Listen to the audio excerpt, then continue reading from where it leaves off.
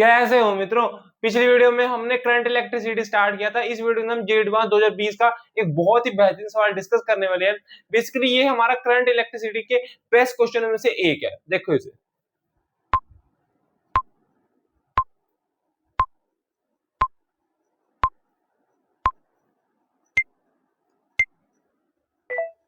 देखो इस क्वेश्चन क्या कहा, shown in the figure semi circular metallic strip that has thickness t and resistivity rho.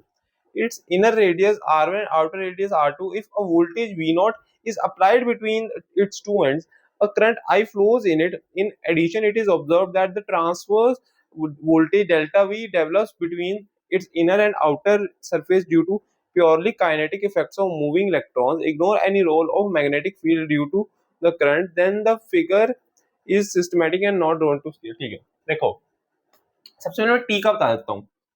हमारे पास कुछ इस तरह की शेप होगी। मैं रफ सा एक डायग्राम बना के दिखाता हूँ फटाफट। कुछ इस तरह की शेप होगी। हमारे पास ये कुछ इस तरह की शेप होगी। देखो ऐसे से कुछ होगी ना, ये कुछ ऐसी सी शेप होगी। ये मतलब 2D में नहीं है, पूरा से 3D जैसे हॉर्सशू मैग्नेट होता है वैसे ही है। तो अंदर की तरफ जो थिकनेस होगी, अंदर की तरफ जो थिकनेस होगी वो हमारे पास टी है। ये वाली टी नहीं है। ठीक है, बात समझ में आई। तो हमारे पास वो वाली थिकनेस टी है। तो अब हमसे क्या कहा गया है, सबसे पहले तो हमें आई निकालना है। ठीक है, तो आई निकालने के लिए पहले मुझे आर निकालना पड़ेगा, क्योंकि हमें पता है V V is equal to I R होता है। तो सबसे पहले आर निकालने की कोशिश करते हैं। तो कैसे निकाले, देखो सबसे पहले हम ना एक काम करते हैं। ये ये R1 R2 हमें पता है ना, तो इसी में बना के दिखा देता हूँ। देखो ये तो हमारे पास क्वेश्चन में भी डायग्राम है, इसमें देखते हैं। देखो एक काम करो, अब एक element low.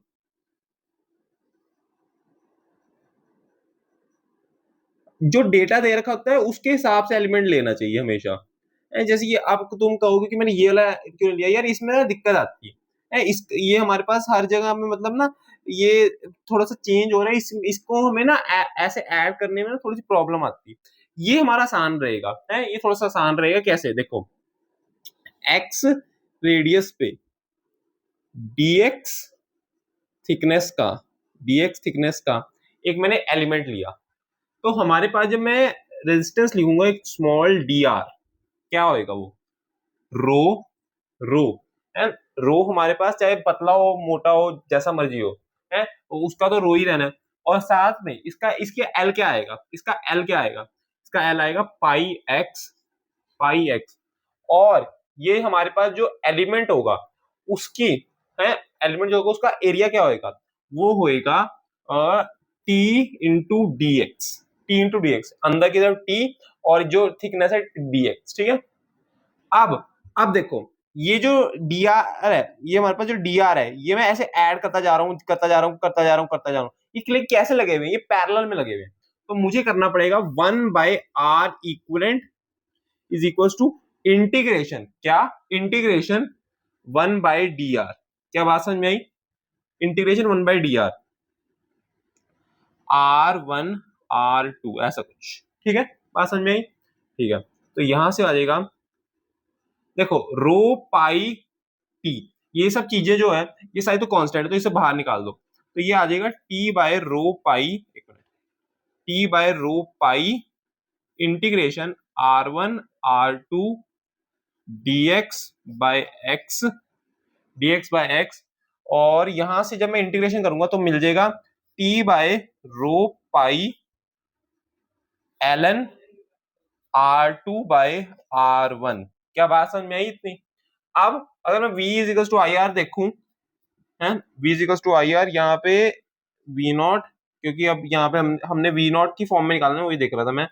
v not is equal to I R, तो यहां से हमें मिल जाएगा I is equal to V not by R, या आर इक्वलेंट ही है। तो हमारे पास जो वैल्यू बनेगी वो बनेगी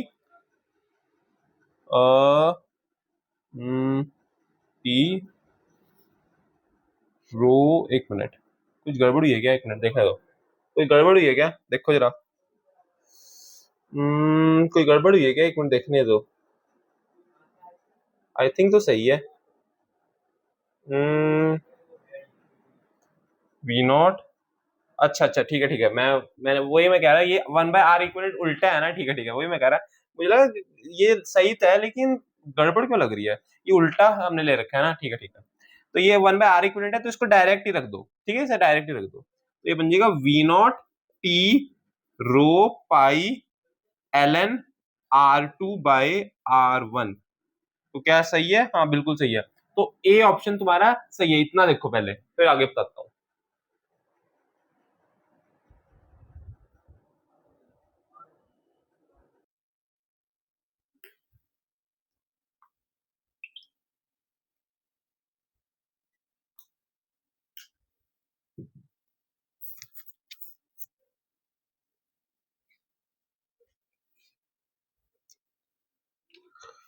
इतनी बात क्लियर हुई? अब देखो, अब देखो हमारे पास इसमें क्या रखा है कि भाई outer surface is higher voltage than inner, या outer surface is higher voltage than inner surface. अच्छा, तो हमसे कहा गया है कि ये वाली चीज का या इस वाली चीज का है। हमारे पास यहाँ ये वाली जो चीज है, ये वाला जो सरफेस है, इसका हमारे पास पोटेंशियल वगैरह ज्यादा होएगा या फिर हमारे पास इसका ज्यादा होएगा? तो पोटेंशियल वोल्टेज जो भी है ना। तो अब हमसे कहा गया है कि भाई हमें इसमें ना,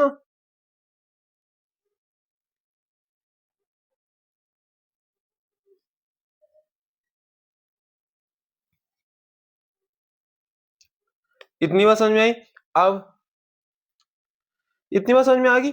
अब हमसे कहा गया outer surface is at a higher voltage than inner surface, और कहा गया outer surface is at a lower voltage than inner surface, है ना।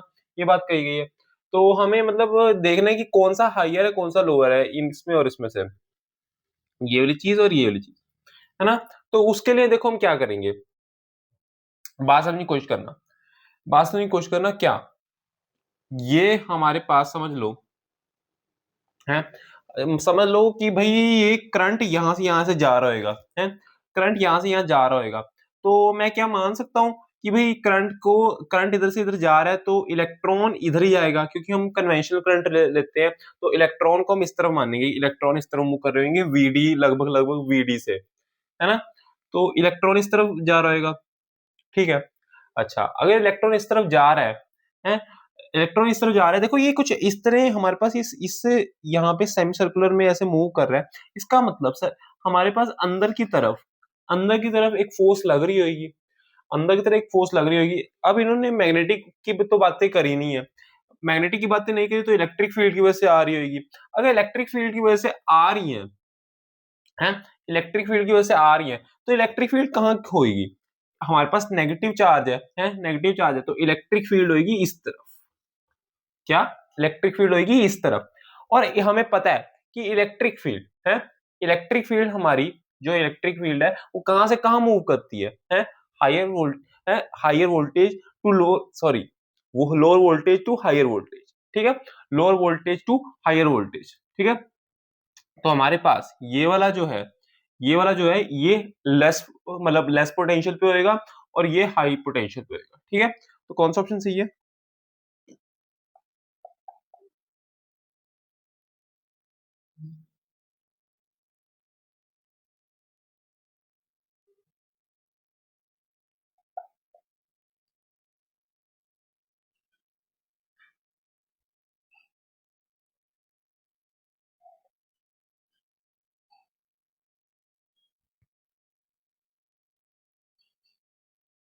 इतनी बात समझ में आई? अब अगली चीज हमें क्या कह रखी है, outer surface is at a higher voltage than inner surface, या फिर outer surface is at lower voltage than inner. यानी हमें बताना है कि ये वाला और ये वाला इन दोनों सरफेस में से हायर पे कौन सा होएगा। तो हम इसे कैसे देख सकते हैं? अब बात समझने की कोशिश करना, मान लो यहाँ पे अगर हम मान रहे हैं कि भाई यहाँ पे जो करंट ऐसे मूव कर रहा है, यहाँ से मूव कर रहा है, तो अगर मैं कन्वेंशनल करंट मान रहा हूं तो इलेक्ट्रॉन जो होगा, इलेक्ट्रॉन की जो मैं यहाँ पे मूव करेगा वो हम करेगा इस तरफ, ठीक है। इलेक्ट्रॉन इस तरफ मूव करेगा। अगर हमारे पास करंट इस तरफ जा रहा है तो इलेक्ट्रॉन तो उसके अपोजिट साइड ही मूव करेगा, ठीक है। अगर इलेक्ट्रॉन इस तरफ मूव कर रहा है, इलेक्ट्रॉन इस तरफ मूव कर रहा है, अब हमें पता है ये सेमी सर्कुलर है, सेमी सर्कुलर है, तो इस तरह से मूव करने के लिए इसके पास एक अंदर की तरफ फोर्स लग रही होगी जो सेंट्रीपेटल फोर्स की तरह काम कर रही होगी, है, तो हमारे पास ये जो फोर्स लग रही होगी है, वो किसकी वजह से लग रही है, किसकी वजह से लग रही है? अब मैग्नेटिक की तो इन्होंने बातें करी नहीं है, तो इलेक्ट्रिक फील्ड की वजह से लग रही होगी। और इलेक्ट्रिक फील्ड किस तरफ होगी? इलेक्ट्रिक फील्ड होगी इस तरफ। क्यों? क्यों? हमारे पास नेगेटिव चार्ज है, इसलिए ऊपर की तरफ होगी। ठीक है, अगर इलेक्ट्रिक फील्ड इस तरफ है, हमें पता है इलेक्ट्रिक फील्ड कहां से कहां मूव करती है, higher potential to lower potential. इसका मतलब जो हमारा इनर वाला है इनर वाला है वो क्या है? हायर पे है। इनर वाला हमारा हायर पे है, और लोअर पे कौन सा है? बाहर वाला। तो कौन सा ऑप्शन सही है? सी ऑप्शन सही है। ठीक है, अगला, delta V is directly proportional to L square. अब देखो ये चीजें हमने देख ली ना, इसी से हम ये चौथा वाला ऑप्शन भी देख लेंगे। कैसे? देखो, अब बात समझने की कोशिश करना है, बात समझने की कोशिश करना है। हमारे पास यहाँ पे क्या क्या रखा है? सबसे पहले देखो, हमसे कहा गया है ई ई ये वाली जो हमारे पास फोर्स है, ये किसकी तरह काम कर रही है? M V D square upon X. क्यों? मैं एक एक्स डिस्टेंस पे, एक एक्स मतलब रैंडम डिस्टेंस पे मैं ले रहा हूं इसे, है। उसके बाद हमारे पास ये एक सेंटीमीटर फोर्स की तरह काम कर रही है। अगर ये एक सेंटीमीटर फोर्स की तरह काम कर रही है, तो मुझे पहले ई को मुझे एक्स की फॉर्म में निकालना पड़ेगा। ई को मैं एक्स की फॉर्म में निकाल लूंगा, लेकिन कैसे? है, ई को मैं एक्स की फॉर्म में निकालूंगा कैसे? ये हमारे पास बड़ा सवाल है ना। तो उसके लिए मैं क्या करूंगा? D I is equals to V naught, D I is equals to V naught, और आर लिख दो, rho pi X T D X है। ये अभी हमने देखा कैसे हमने लिखा था। ठीक है, ये अभी मतलब इस फॉर्म में लिखना है, इसे इंटीग्रेट अभी नहीं करना। अब डी आई को लिखने का एक और तरीका है, किसकी तरीका है? I is equal to V D E N A, यही होता है ना? ठीक है, ये होता है। तो ये बन जाएगा, इसको जब मैं यहाँ पे डिफरेंशियल फॉर्म में रखूंगा, ए को तुम्हें क्या रखना है? T D X. तो ये बन जाएगा V D E N T D X V not T D X rho pi X. ये गया और ये गया, तो हमारे पास बच गया V D is equals to V not upon rho pi X E N है। ये वाली चीज बनी। कितनी बात बताओ, क्लियर है कि नहीं? ये बात क्लियर होगी। अब मैं इस डायग्राम को ना रब करता हूँ, क्योंकि इसका काम हो चुका है अब लगभग, है ना, इसका काम हो चुका है, तो मैं इसको रब करता हूँ। ठीक है, अच्छा आप देखो, हमारे पास ये आ गया, इधर से इधर मूव कर रहे हैं हम। ठीक है, तो अब हमारे पास क्या रखा है?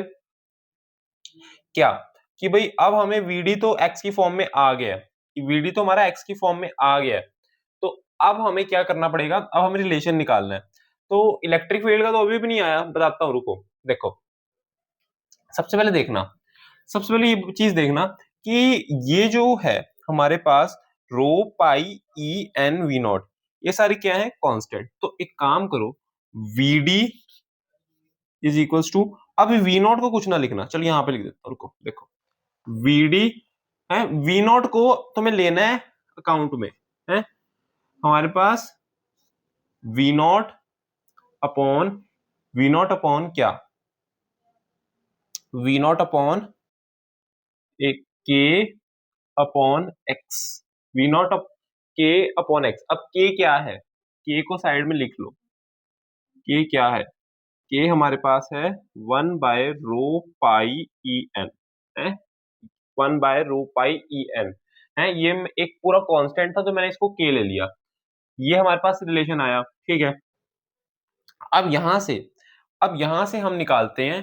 देखो, delta V is equal to minus integration E dot D X है।